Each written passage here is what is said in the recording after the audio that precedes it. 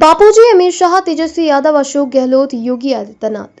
विश्व गुरु भारत का संकल्प करने वाले परम पूज्य संत श्री आसाराम बापू को जोधपुर हाईकोर्ट से बुधवार 29 अक्टूबर को अस्थायी जमानत मिल गई है। इधर दरभंगा में सभा को संबोधित करते हुए भारत के गृह मंत्री अमित शाह जोर शोर से चिल्लाकर कह रहे थे, हमारी भाजपा की सरकार ने धारा 370 खत्म कर जम्मू कश्मीर को भारत में जोड़ा है।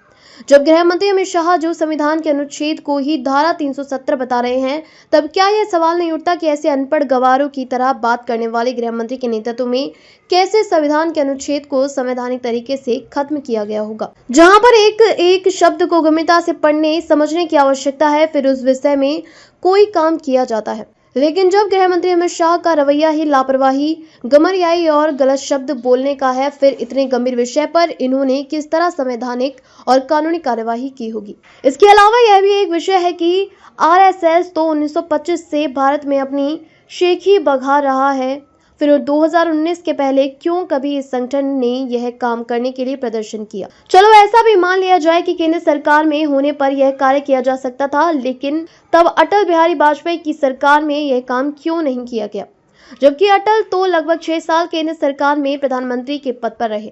अटल बिहारी की सरकार का कार्यकाल 3 बार रहा। पहला 16 मई 1996 से जून 1996 तक 13 दिन, दूसरा 19 मार्च 1998 से 19 अक्टूबर 1999 तक और तीसरा 19 अक्टूबर 1999 से 22 मई 2004 तक।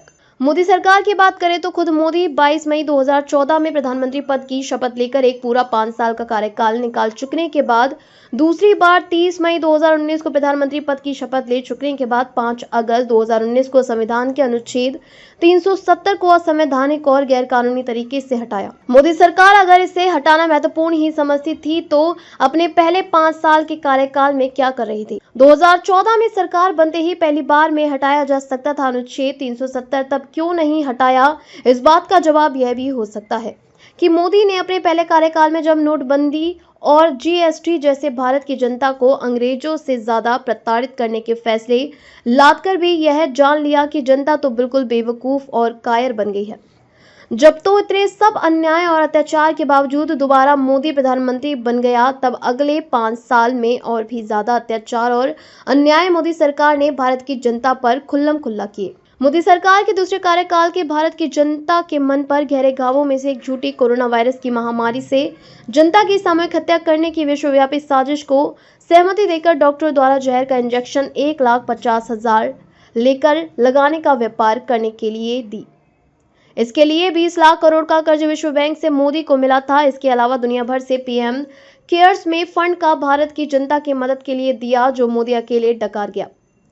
दवा कंपनियों की जहरीली वैक्सीन लगाकर भारत की जनता को मारने का पैसा भी कमीशन के रूप में मोदी को मिला था। अंग्रेजों के देश ब्रिटेन की एस्ट्राजेनेका ने तो मोदी को जो चंदा दिया था वह एसबीआई बैंक के इलेक्ट्रोल ब्रांड से दिया गया था, जो सबूत है मोदी द्वारा भारत की जनता की जान का सौदा करने का।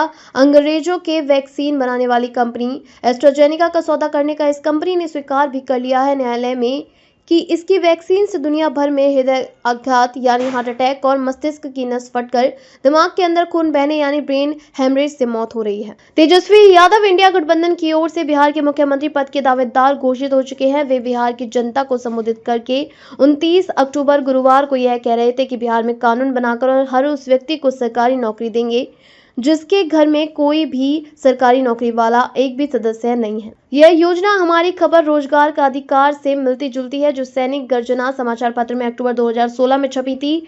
यह योजना पूरे देश के लिए केंद्र सरकार की ओर से कानून बनाकर लागू की जानी चाहिए। यह भी खबर के माध्यम से बताया गया था कि कांग्रेस और उसका गठबंधन बहुत सी योजना हमारी खबरों से चोरी करते हैं। राजस्थान में जो मुख्यमंत्री के पद पर कांग्रेस के अशोक गहलोत थे, तब हमारी खबर से अपराधियों के घर तोड़ने के गैरकानूनी तरीके के विषय को चुराया गया था। किसी भी अपराधी के घर पर बुलडोजर चलाकर उसके परिवार के साथ भी अन्याय और अत्याचार करना अपराध है, क्योंकि घर किसी एक व्यक्ति का नहीं होता, उसमें रहने वाले सभी सदस्यों का हक कानूनन भी सबका होता है। किसी एक व्यक्ति के द्वारा अपराध करने पर उसके घर को तोड़ना गंभीर अपराध है। इस मामले में अकेले भारत में ही नहीं, पूरे विश्व में उत्तर प्रदेश की योगी सरकार सबसे आगे है, जो उच्चतम न्यायालय यानी सुप्रीम कोर्ट के आदेश के खिलाफ खुलेआम बुलडोजर से मकान गिराते हैं और उच्चतम न्यायालय यानी सुप्रीम कोर्ट की अवमानना एक बार नहीं सैकड़ों बार कर चुके हैं। ऐसा इतिहास के जानकार सूत्र बता रहे हैं। खबर को शेयर फॉरवर्ड कर पूरे विश्व में पहुंचाकर विश्वगुरु भारत में सहयोगी बनकर बिना वर्दी के सैनिकों की तरह आप भी अपना कर्तव्य निभाइए। देश और दुनिया की ताजा और विशेष खबरों के लिए पढ़ते और देखते रहिए भारत से अंग्रेजों के 1860 के भारतीय दंड संहिता के कानून बदलकर 2023 के भारतीय न्याय संहिता के कानून 1 जुलाई 2024 से शुरू करने वाले सैनिक गर्जना समाचार पत्र और सैनिक गर्जना न्यूज चैनल। नमस्कार।